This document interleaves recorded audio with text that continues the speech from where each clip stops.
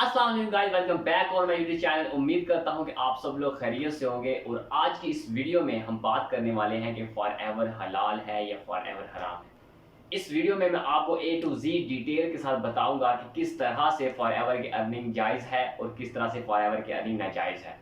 So video को and तक जरूर देखिएगा। और वीडियो को स्टार्ट करने से पहले मैं आपको ये बताता चलूं कि हमारा फॉरएवर का क्रैश कोर्स चल रहा है और आज इसकी वीडियो नंबर 5 है। फॉरएवर क्रैश कोर्स इसलिए बनाया गया है कि जो फ्रीक्वेंटली क्वेश्चन हमसे पूछे जाते हैं एज अ सीनियर, वो हम एक ही मरतबा उसकी प्ले लिस्ट बनाकर यूट्यूब पर शेयर कर दें, ताकि आप लोगों को नेटवर्क मार्केटिंग और फॉरएवर के बारे में अवेयरनेस जो है वो बहुत अच्छी तरह से मिल जाए। फॉरएवर क्रैश कोर्स की प्लेलिस्ट का लिंक आपको डिस्क्रिप्शन में मिल जाएगा, आप वहां से जाके इस क्रैश कोर्स को देख सकते हैं। तो अब हम बात करते हैं कि फॉरएवर जायज है या फॉरएवर नाजायज है। इस वीडियो को मैंने बहुत ही रिसर्च के बाद बनाया है और कुछ भी अपने से ऐड नहीं, बल्कि बिल्कुल जो डिटेल्स मैं आपको दूंगा वो बिल्कुल इस्लाम के हवाले से दूंगा। तो आज की इस वीडियो में मैं आपको बताऊंगा कि किस तरह से इस्लाम में कारोबार करना जायज है, और फिर हम देखेंगे कि क्या वो पॉइंट फॉरएवर में अलाउ है या फॉरएवर उन पॉइंट्स के ऊपर काम कर रही है। जाहिर है अगर वो इन पॉइंट्स के ऊपर काम कर रही होगी तो फॉरएवर जायज होगी, अगर नहीं काम कर रही होगी तो नाजायज होगी। तो फर्स्ट ऑफ ऑल फॉरएवर की बात करने से पहले हम डिस्कस करते हैं उन 4 इस्लामिक रूल्स के बारे में।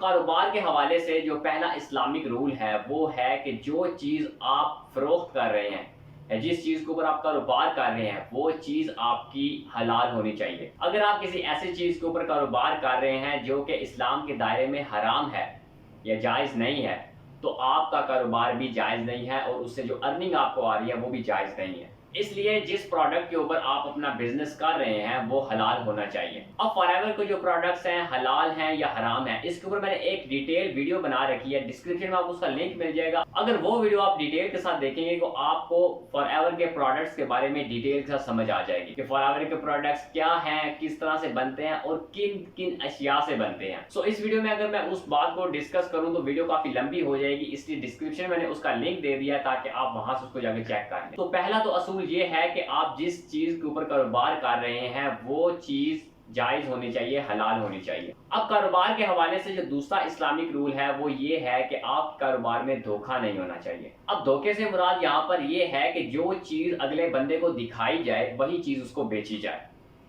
ऐसा नहीं होना चाहिए कि आप जो डील करते हुए जो चीज़ अगले बंदे को दिखा रहे हैं और जब आप सेल करें या उसको पैक करके दें तो आप उसके बदले में कुछ और डाल के उसको चीज़ दे दें। मतलब कि आपने डील की है सोने की और उसे दे चांदी रहे हैं, तो ये धोखा होता है। आपने अक्सर देखा होगा कि जब हम मार्केट में जाते हैं और वहाँ पर जब हम किसी ठेले वाले से या सब्जी वगैरह या कोई फ्रूट लेने लगते हैं, तो वो जब हमसे डील कर रहा होता है तो वो हमें बहुत अच्छा अच्छा फल दिखा रहा होता है, बहुत अच्छे अच्छे जो प्रोडक्ट्स उसके पास पड़े होते हैं वो हमें दिखा रहा होता है। लेकिन जब हमारी उनके साथ डील फाइनल हो जाती है और हम उसको कहते हैं भाई हमें इतने केजी डाल दो, तो फिर वो क्या करता है कि उसके बाद जो खराब पड़े होते हैं वो भी उसमें डाल देता है। अब ये वो अपने कारोबार में जानबूझकर कर रहा है, मतलब कि आपको वो दिखा कुछ रहा है और बेच कुछ रहा है। तो इस्लामिक रूल के अंदर ये कारोबार जो है ये जायज नहीं है, ये हराम के जुमरे में आता है। और दूसरी बात ये है कि अगर वो चीज आपको 500 रुपए में मिल रही है तो आप उसके ऊपर अपना मुनासिब प्रॉफिट रख के उसको आगे सेल करें। ऐसा नहीं होना चाहिए कि अगर आपको वो चीज 500 में मिल रही है तो आगे आप 5000 में बेच रहे हैं। ये चीज भी गलत है और ये चीज भी जायज नहीं है, इससे भी आपका जो कारोबार है वो जायज नहीं रहेगा। अब अगर फॉरएवर की बात करें तो फॉरएवर के जो प्रोडक्ट्स हैं उनकी जो प्राइस है वो बिल्कुल एक्यूरेट है। अगर आप जानना चाहते हैं कि किस तरह से एक्यूरेट है तो वो आप डिस्क्रिप्शन में दिए गए जो प्रोडक्ट्स की जो वीडियो है उसको आप देखेंगे ना तो आपको डिटेल के साथ क्लियर हो जाएगा कि किस तरह से फॉरएवर के प्रोडक्ट्स जो है वो बिल्कुल एक्यूरेट प्राइस के ऊपर है। सो दूसरी बात ये है कि आपके कारोबार में धोखा नहीं होना चाहिए। अब कारोबार के हवाले से जो तीसरा इस्लामिक रूल है उसके बारे में बात करें तो वो है सूद। अब आपको पता है कि सूद क्या होता है। अगर मैंने आपको 1 लाख रुपया दिया है और आपको मैं ये कहता हूं कि जब तक आप मुझे मेरा 1 लाख रुपए का कर्ज वापस नहीं करते तब तक आप हर माह मुझे 5000 रुपए देते रहेंगे। अब ये जो मैं 1 लाख के ऊपर आपसे 5000 ले रहा हूं ये जो है ये सूद के जुमरे में आता है। अब अगर कारोबार की बात करें, कारोबार में सूद किस तरह से होता है, तो फर्ज करें कि मैंने आपको दिया 1 लाख रुपया और हमने पार्टनरशिप की और मैंने कहा कि आप बिजनेस करो और मुनाफा जो है वो हमारा दोनों का होगा। अब मैंने आपको 1 लाख रुपया दिया है और आप उसके ऊपर कर रहे हैं बिजनेस। अगर आपको मैं ये कहूँ कि हमने 1 लाख रुपए इन्वेस्टमेंट की है तो हर माह आपने मुझे 30,000 रुपए देने हैं। मतलब कि मैंने प्राइस फिक्स कर दी है कि आपने 30,000 ही मुझे देने हैं हर माह, चाहे आपका लॉस हो रहा है या चाहे आपको प्रॉफिट हो रही है।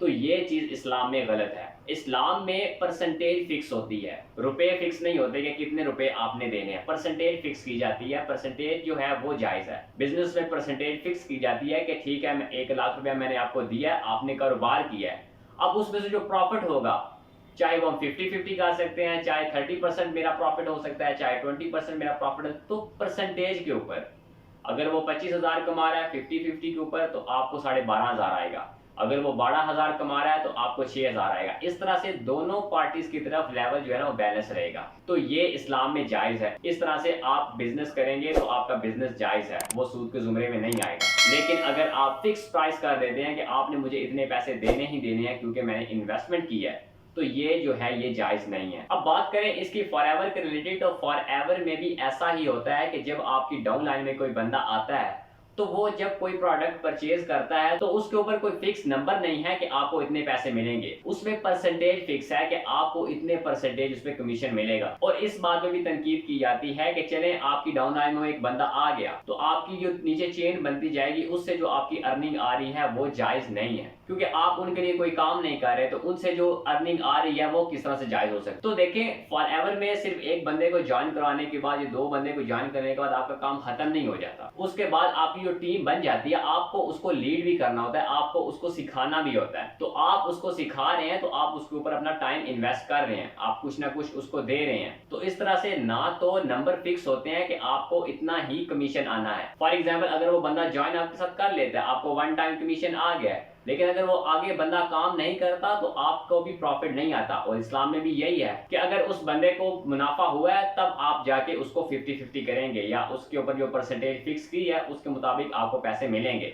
ऐसा नहीं है कि आपने नंबर फिक्स कर दिए हैं कि जी भाई अभी आपने मेरे साथ कारोबार शुरू कर लिया है तो हर महीने चाहे आप कमाएं फॉरएवर से या ना कमाएं आपने मुझे 30,000 देना है। ऐसा बिल्कुल नहीं होता। अगर डाउन लाइन में वो काम बंदा कर रहा है, अपना कारोबार ठीक तरीके से कर रहा है, तभी उसके पास प्रॉफिट आएगा, और अब जब उसके पास प्रॉफिट आएगा तो तब आपको कमीशन मिलेगा।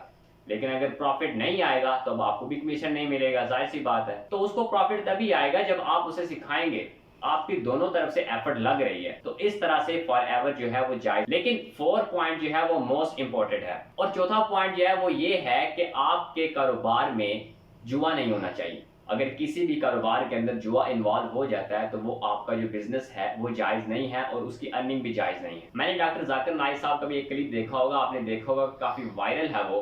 तो उन्होंने भी यही कहा था कि सम टाइम जो नेटवर्क मार्केटिंग है ना वो जायज होती है और सम टाइम नेटवर्क मार्केटिंग नाजायज होती है। इसकी एग्जांपल इस तरह से है कि एक मार्केट के अंदर ना 2 ठेले वाले बैठे हुए हैं।